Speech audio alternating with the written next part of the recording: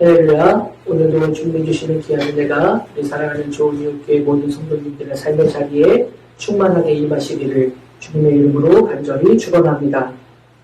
지난주 우리는 사도 바울이 자신에게 있었던 큰 은혜의 사건인 다메섹 사건까지도 그리 중요하게 생각하지 않고 오직 그 모든 것들은 하나님의 계획 속에 이루어진 것이다 라는 것을 우리가 함께 말씀을 통해 살펴보았습니다. 사랑하는 여러분, 우리도 바울과 같은 그러한 믿음의 고백을 할 수 있는 주님의 자녀들이 될 수 있기를 간절히 소원합니다. 언제나 우리의 모든 상황들은 하나님의 계획 가운데 있고 하나님이 나를 태로부터 우리를 준비하시고 계획하셔서 하나님이 하나님의 준비하신 때에 나를 이런 모양 저런 모양 하나님의 계획하신 뜻 가운데 우리를 불러주셨고 세워주셨다라는 그 믿음의 고백을 통해 나를 드러내는 것이 아니라 오직 하나님만 드러내고 높일 수 있는 복된 주님의 자녀들이 될 수 있기를 주님의 이름으로 간절히 축원합니다. 그러면 여러분, 바울은 어떻게 이렇게 모든 것을 하나님의 은혜를 바라보며 살아갈 수 있었을까? 오늘 말씀을 통해 그것을 함께 나누어 보고 은혜를 나누려고 합니다. 오늘 본문 15절 말씀을 보면 사도 바울은 이렇게 말합니다. 우리는 본래 유대인이요 이방 죄인이 아니로되 이렇게 말하고 있습니다. 본래라는 이 말은 태생적으로, 혈통적으로 라는 뜻입니다. 즉 이 말은 나는 혈통적으로, 태생적으로 태어날 때부터 나는 유대인이다 라는 말입니다. 이방 죄인이 아니다 라는 말이지요. 사도행전의 기록에 보면 바울은 길리기아 다소, 지금의 터키의 중남부 지역에 속해 있는 그러한 지역입니다. 길리기아 다소 출신으로 되어 있습니다. 이는 이방인 지역입니다. 그러니 바울은 이방인 지역 출신입니다. 그런데 빌립보서 3장에서 그의 말, 나는 8일 만에 할례를 받고 이스라엘 족속이요 베냐민 지파요 히브리인 중에 히브리인이요 율법으로는 바리새인이요 라고 말하는 바울의 그 언급을 토대로 보았을 때 그는 비록 길리기아 다소라는 이방인 지역에 살았지만 그는 그 길리기아 다소 지역에 살았던 디아스포라 유대인, 흩어진 유대인이었을 것이다 라는 것을 우리는 짐작해 볼 수 있습니다. 비록 그가 팔레스타인 지역에서 태어나지는 않았지만 흩어진 유대인, 디아스포라로서 태어날 때부터 철저하게 유대인으로서 살았다라는 것을 우리는 잘 알 수 있습니다. 그렇게 바울은 태생적으로, 혈통적으로 유대인이다라는 그 말을 우리는 이해할 수 있습니다. 그런데 그 다음의 말을 우리는 주목해 보아야 합니다. 나는 본래 유대인이요. 당연히 이해할 수 있습니다. 그래, 그가 비록 이방인 지역에서 태어났을지라도 태어날 때부터 철저하게 유대인으로 살았으니 혈통적으로, 태생적으로 그는 유대인이다 조금도 의심할 만한, 특별히 이견을 달 만한 일이 아닙니다. 그런데 문제는 그 다음의 이야기예요. 그 다음에 뭐라고 이야기합니까? 이방 죄인이 아닌데, 여러분 이 표현은 다소 우리가 좀 생각을 해보아야 합니다. 왜냐? 지금 이 지역, 이 편지를 받는 교회들은 어디 지역입니까? 갈라디아, 다시 말하자면 이방인 교회들입니다. 이방인 지역인데 이방에 보내는 편지에 나는 이방 죄인이 아니다 라고 지금 바울이 이야기하고 있는 이 표현을 우리는 이해하기가 좀 힘듭니다. 더욱이 그는 지난주 우리가 함께 나눈 것처럼 하나님께서 자신을 이방인을 위한 사도로 그렇게 택하셨다라고 말하고 있지 않습니까? 또한 오늘 우리가 살펴보지는 않았지만, 우리 함께 읽지는 않았지만 본문의 앞부분에 보면 바울은 헬라인 디도까지도 억지로 할례를 받게 하지 않았다라는 내용이 언급이 되어 있고, 다시 한번 하나님께서 자신을 이방인의 사도로 세우셨다라는 것을 예루살렘 교회에 확증해 주었다라는 것을 또 말하고 있습니다.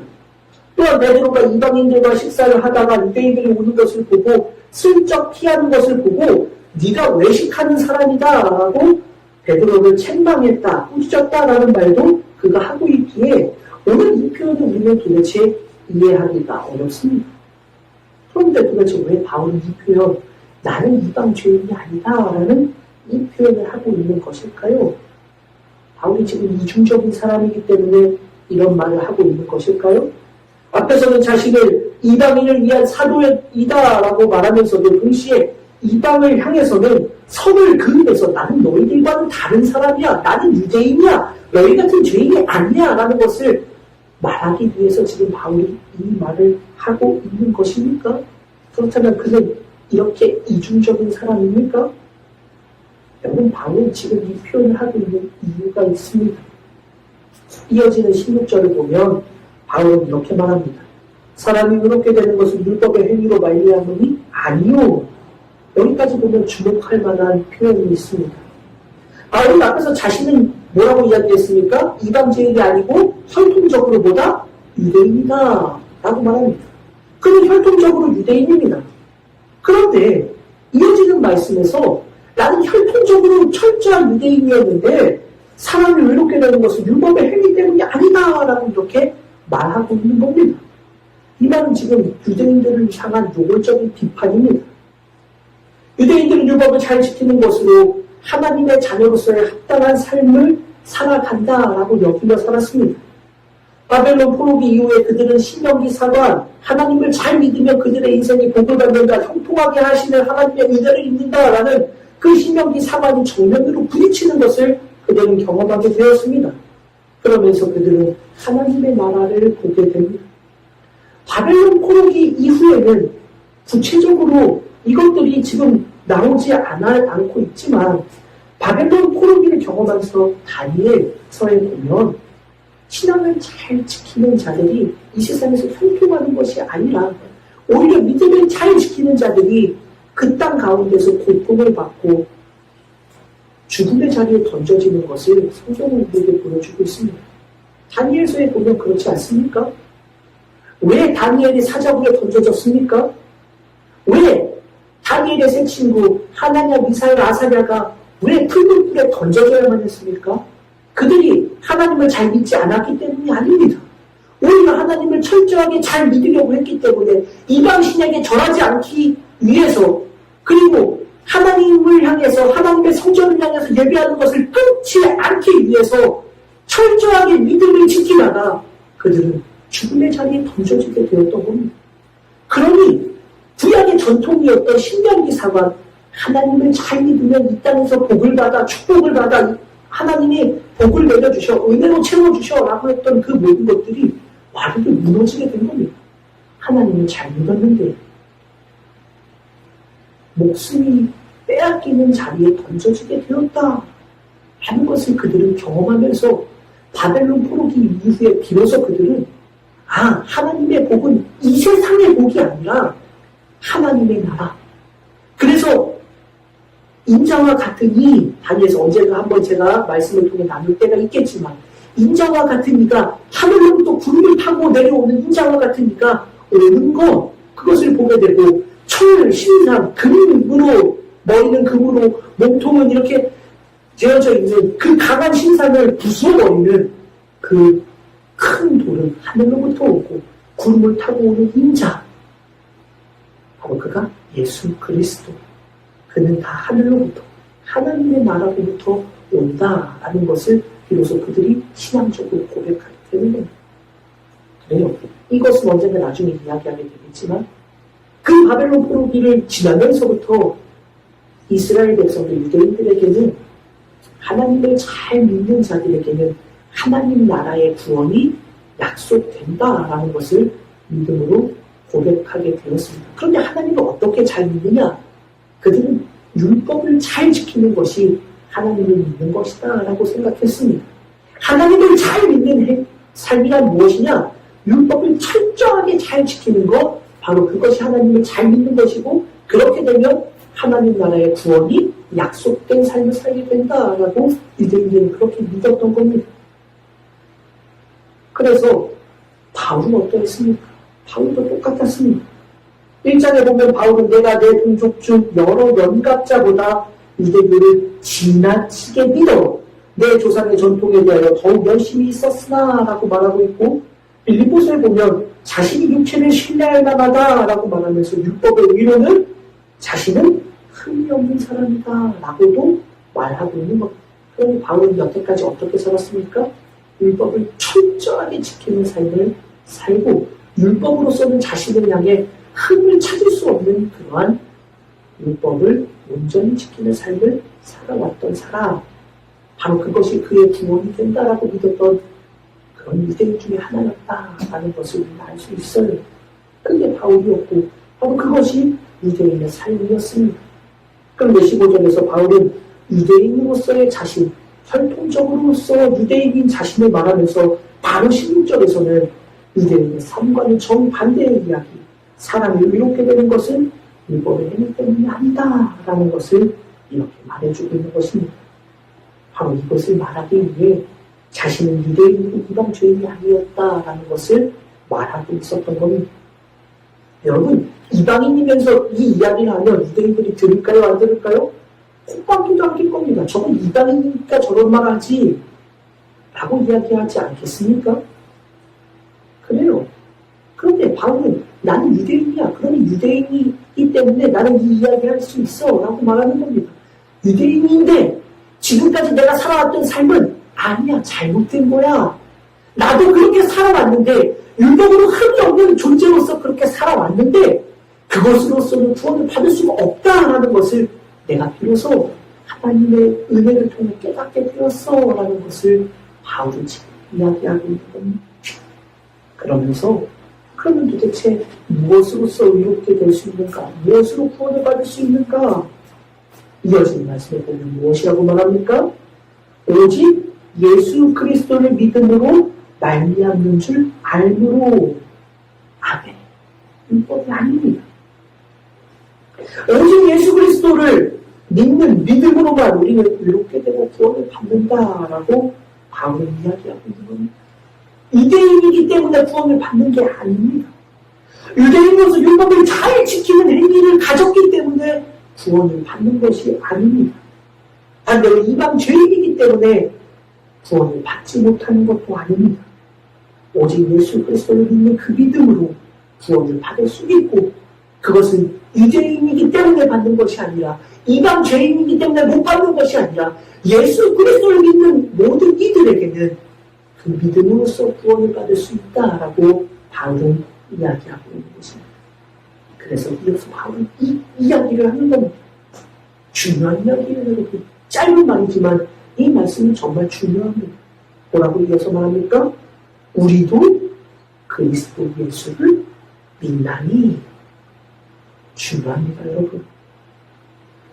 그렇기 때문에 우리도 그리스도 예수를 믿는다라고 바울이 말합니다. 즉 유대인이어도 예수 그리스도를 믿지 않으면 구원을 못 받는다라는 것입니다.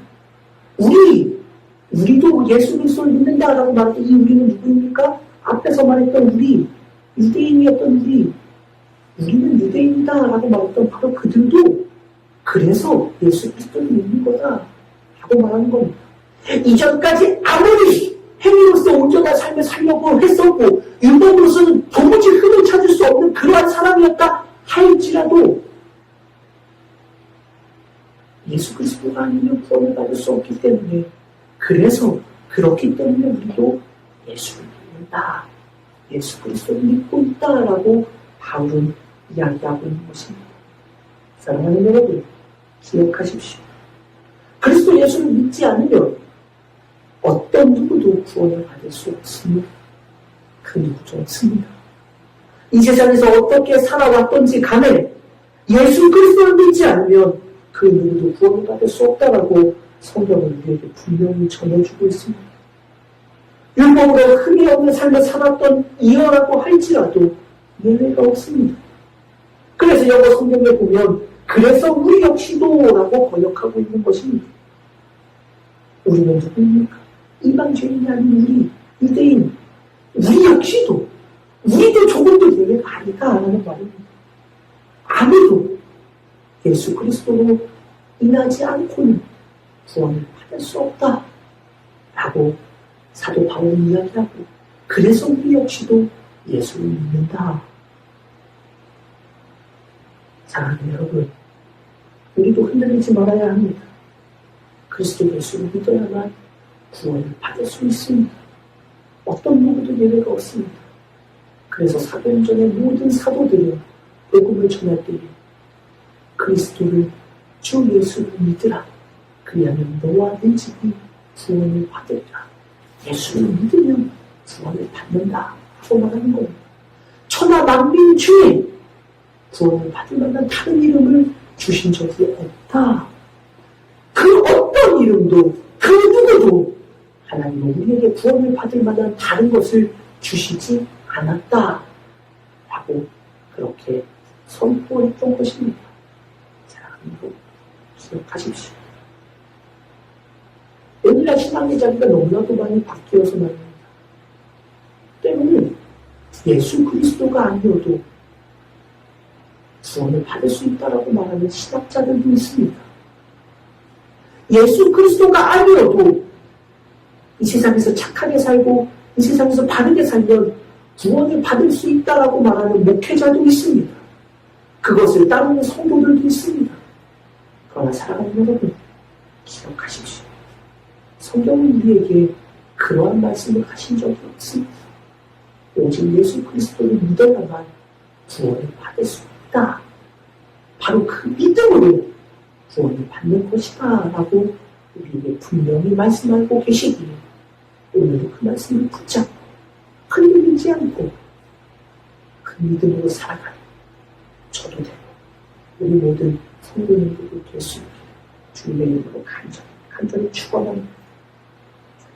이어지는 말씀에서 바울은 그것을 계속 강조하며 말을 합니다. 그리고 20절 말씀, 우리가 기독교 신앙에 있어서 참 중요한 말씀을 하고 있는데 그 말씀을 보면 아마 우리가 어떤 분들은 이 말씀을 암송하기도 할 것이고 참 잘 아는 말씀, 이 말씀에 대해서 많은 말씀을 설교를 통해 들어보시기도 했었을 겁니다. 20절 말씀에 성경은 이렇게, 바울은 우리에게 이렇게 말합니다. 내가 그리스도와 함께 십자가에 못 박혔나니 그런즉 이제는 내가 사는 것이 아니요 내 안에 그리스도께서 사시는 것이라. 이제 내가 육체 가운데 사는 것은 나를 위하여, 나를 사랑하사 나를 위하여 자기를 버리신 하나님의 아들을 믿는 믿음 안에서 사는 것이라. 아멘. 사랑하는 여러분, 이 믿음의 고백이 저의 고백이 되고 여러분의 고백이 될 수 있기를 간절히 소원합니다. 이 믿음의 고백으로 우리가 우리의 신앙의 자리를 살아갈 수 있기를 간절히 소원합니다. 근데 여러분, 이 말씀을 조금 더 주의 깊게 보았으면 좋겠습니다.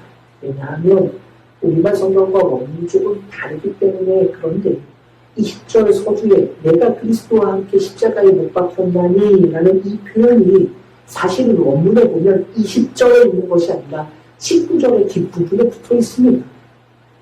그래서 사실 이 말을 이렇게 번역하면 안 되고 19절 말씀을 연결해서 보면 19절 말씀 어떻게 되어 있습니까? 내가 율법으로 말미암아 율법에 대하여 죽었나니 이는 하나님에 대하여 살려 함이라 라고 하고 나서 나는 그리스도와 함께 십자가에 못 박혔다 가 되고 20절은 그런즉 이제는 이로부터 시작되는 말씀이 되는 겁니다. 그렇게 보면 19절 말씀을 다시 한번 봐야 합니다. 19절 말씀을 원문으로 보면 두 가지 중요한 단어를 붙잡고 해석을 해야 합니다. 가르라고 하는 왜냐하면이라는 단어, 히나라고 하는 무엇 때문에라고 하는 단어입니다. 그러면 이 문장은 이 두 단어를 주위에서 번역해 보면 왜냐하면 나는 율법을 통해서 율법에 대해서 죽었는데 이는 하나님을 향하여 살아야 하기 때문입니다 라는 말이 됩니다. 그리고 이어서 나는 그리스도와 함께 십자가에 못 박혔다 라고 되어 있습니다. 이것을 지금 헷갈려서 조금 의역해서 이 말씀을 정리해보면 이런 겁니다. 내가 율법을 통해 살아가다가 율법에 대해서 죽은 자가 되었는데 이것은 하나님을 향해 살기 위해서입니다. 그래서 나는 그리스도와 함께 십자가에 못 박혔습니다 라고 바울은 우리에게 이렇게 말해주고 있는 것입니다. 즉 율법으로 살아오던 바울이 자신의 인생을 율법을 통해서 살아가던 인생이었지만 지금껏 그렇게 사는 인생이었지만 이제는 그 율법에 대해서 죽은 자가 되었다라는 것입니다. 그런데 도대체 왜 율법에 대해서 죽은 자가 되었느냐? 지금까지는 율법으로 살아왔던 사람 아닙니까? 지금까지는 율법으로 흠을 찾을 수 없던 그런 사람 아닙니까? 율법을 붙잡고 유대교를 지나치게 믿어서 여러 연가자들 중에서도 율법을 지나치게 신봉하고 철저한 유대주의자로 살았던 그 아닙니까? 그런데 율법에 대해서 이제는 죽은 자가 되었다. 왜 그렇다고요? 오직 하나님을 향해서 살기 위해서 하고 말하는 겁니다. 율법을 향해서는 이제 더 이상 나는 죽었어. 율법으로는 이제 나는 죽은 사람이야. 왜요? 하나님을 향해 살기 위해서. 그 말은 율법으로서는 더 이상 하나님을 향해 살 수 없다라는 말을 다시 한번 강조하고 있는 것이고, 동시에 하나님을 향해 살아가는 것은 무엇이냐? 이어지는 말씀과 이게 연결되어 있는 겁니다. 그래서 어떻게 했다고요? 나는 어떻게 했다고요? 그리스도와 함께 십자가에 못 박혔다라고 말하고 있는 거. 자, 이해가 되시나요? 율법으로 살았던 내 삶을 이제는 죽였어요. 끝이 났다라고 말하는 겁니다. 더 이상 율법으로는 살지 않아요. 왜? 무엇 때문에? 하나님을 향해 살기 위해서. 그러면 그 하나님을 향해 살기 위해서 삶을 어떻게 살아야 되느냐? 그래요. 그리스도와 함께 십자가에 못 박히는 것. 바로 그것이 하나님을 향해 사는 것이다. 바울은 지금 이 이야기를 해주고 있는 겁니다. 그래서 20장 이게 어물대로 보면 조금 의미가 더욱더 분명하게 나타나게 되는 것이죠. 그래요, 여러분. 바울은 율법에 있는 이제 이 그 삶을 끝내면서 그것은 하나님을 향해 살기 위해서는 이 율법을 끝내야 돼 라고 말하면서 그 하나님을 향해 사는 삶은 그리스도와 함께 십자가에 못 박히는 삶이다 라고 우리에게 말해줍니다. 근데 여러분, 이 말씀 아멘 하고 그렇게 살기를 원합니다 라고 우리도 믿음으로 고백하고 저도 그러한데 여러분들도 그러하시겠죠? 그런데 아멘 했는데 말입니다. 여러분, 이 말씀을 우리는 잘 이해해야 됩니다. 여러분, 사실 이 말씀은 현실적으로 불가능한 이야기 아닙니까? 그리스도와 함께 십자가에 못 박혔다 라는 이 표현을 우리는 찬양을 통해서도 종종 부르는 찬양이기도 한데, 이 표현 사실 원문에 보면 이 표현이 두 개의 단어로만 기록되어져 있습니다. 그리스도라는 단어와 내가 함께 십자가에 못 박혔다라고 번역될 수 있는 또 하나의 단어, 이 두 개의 단어로 이 문장이 해석됩니다. 이렇게 보면 그리스도와 함께 십자가에 못 박혔다라는 이 표현은 사실상 불가능한 표현입니다. 왜 그래요? 여러분, 그리스도와 함께 십자가에 못 박혔다라고 우리도 찬양도 하고 그렇게 믿음으로 내가 그리스도와 함께 십자가에 못 박히는 삶을 살겠습니다. 십자가를 지는 삶을 삽니다. 주님과 함께 십자가에 못 박혔습니다 라고 많이 간증도 하고 그러는데 이 말은 실제적으로 불가능해요. 왜요? 다음의 시대로만 보아도 말입니다. 그리스도께서 십자가에 못 박히신 사건은 과거입니다. 과거. 2000년 전에도 이미 과거예요. 바울이 활동하던 시기만 하더라도 말이에요. 바울이 갈라디아 교회에 편지를 보내는 그 시점에서도 이미 예수님은 십자가에 못 박히셨고 부활하셨고 하나님께로 올라가셨고 부활하신 예수님을 지금 바울이 만났지 않습니까? 다메섹 도상에서. 그러니 그리스도와 함께 십자가에 못 박힌다는 것은 현실적으로 불가능한 이야기예요. 더구나 2000년이 지난 오늘 우리에게는 당연히 불가능한 일이지요. 그런데 바울은 지금 하나님을 향해 살기 위해서는 그리스도와 함께 십자가에 못 박혀야 된다. 그래서 나는 십자가에 못 박혔다라고 말하는 이 표현은 도대체 무엇일까? 원문을 보니까 정말 중요한 표현이 있어요. 아까 말했던 함께, 내가 함께 십자가에 못 박힌다라고 말하는 이 단어가 과거형으로 쓰이지 않고 완료형으로 쓰였습니다. 과거 완료형. 이 말은 뭐냐? 과거 완료형은 과거에 옛날에 그랬었다라는 이야기가 아니라 그것이 지금까지 나에게 미쳐지고 있다라는, 영향을 끼치고 있다라는 표현입니다. 그러니 바울은 지금 무슨 이야기를 하는 거냐면, 맞아요. 그리스도께서 십자가에 달려 죽으신, 십자가에 못 박히신 그 사건은 과거의 사건이 맞아요. 그런데 그 사건이 단순히 과거의 이례적인 사건이 아니라는 겁니다. 그 사건은 바울이 살아가던 그 시대에도 여전히 역사되는 사건이었고 2000년이 지나고 난 지금에도 여전히 그 사건은 우리에게 영향을 끼치고 있는 사건이다라고 바울이 이야기해주고 있는 겁니다.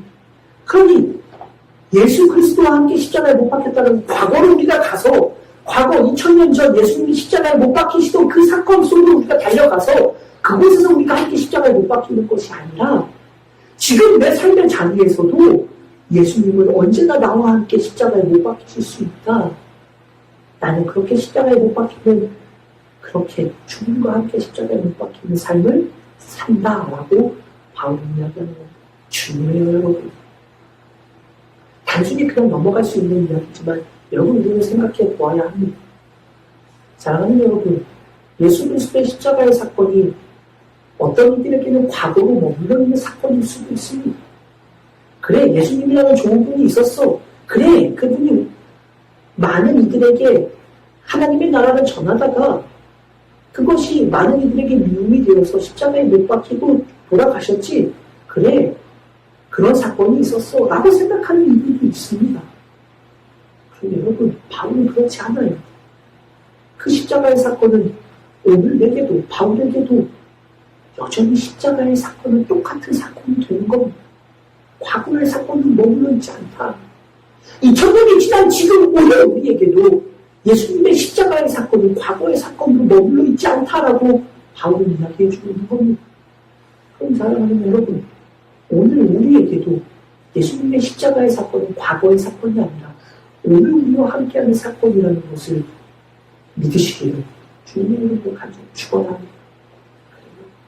예수님의 십자가의 사건은 과거에 머물러 있는 사건이 아닙니다. 오늘 우리와 함께하는 사건이고, 그렇기 때문에 바울은 이 말씀을 듣는 모든 이들에게 그 사건이 함께하는 바로 이 시간, 이 자리에서 주님과 함께 십자가에 못 박혀라 라고 말해주고 있는 것입니다. 저도 여러분들도 그렇게 주님과 함께 십자가에 못 박히는 그러한 믿음으로 살아가는 복된 주님의 자녀들이 되시기를 간절히 소원합니다. 여러분, 그러면 예수 그리스도와 함께 십자가에 못 박힌다라고 바울은 이야기하고 있고, 이 말씀이 도대체 무엇을 의미하는가 참 중요한 의미가 있는데, 여러분, 이 말씀은 다음 주에 함께 더 말씀을 나누어보려고 합니다. 자, 여기까지 우리가 함께 살펴본 것이 있습니다. 사랑하는 여러분, 기억하십시오. 오직 예수 그리스도만이 우리를 구원에 이르게 하는 유일한 통로라는 것을 잊지 마십시오. 다른 길이 없다라는 것을 분명히 기억하십시오. 오직 예수 그리스도만으로 살아가는 믿음의 자녀들이 되어야 합니다. 바울의 고백처럼 이전에 내가 율법으로 그렇게 살아왔지만 더 이상 율법으로 살지 않는다. 율법으로서는 구원을 받을 수 없다.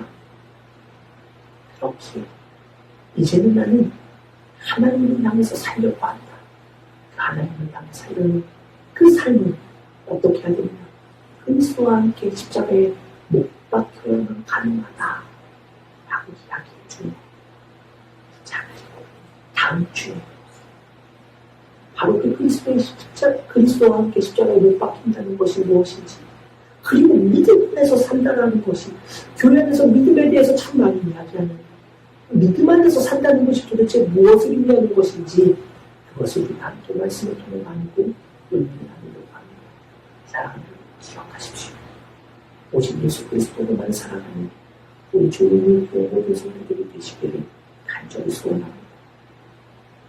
그리스도와 함께 십자가에 못 박히는 삶을 결단하고 나아가는 복된 주님의 자녀들로 오늘도 결단하고, 오늘도 나에게 그 십자가의 사건은 여전히 역사하는 사건으로 고백하면서 그 십자가를 붙잡고 오늘도 십자가에 못 박히는, 주님과 함께 십자가에 못 박히는 믿음의 삶을 살아가는 복된 주님의 자녀들이 되시기를 주님의 이름으로 간절히 축원합니다.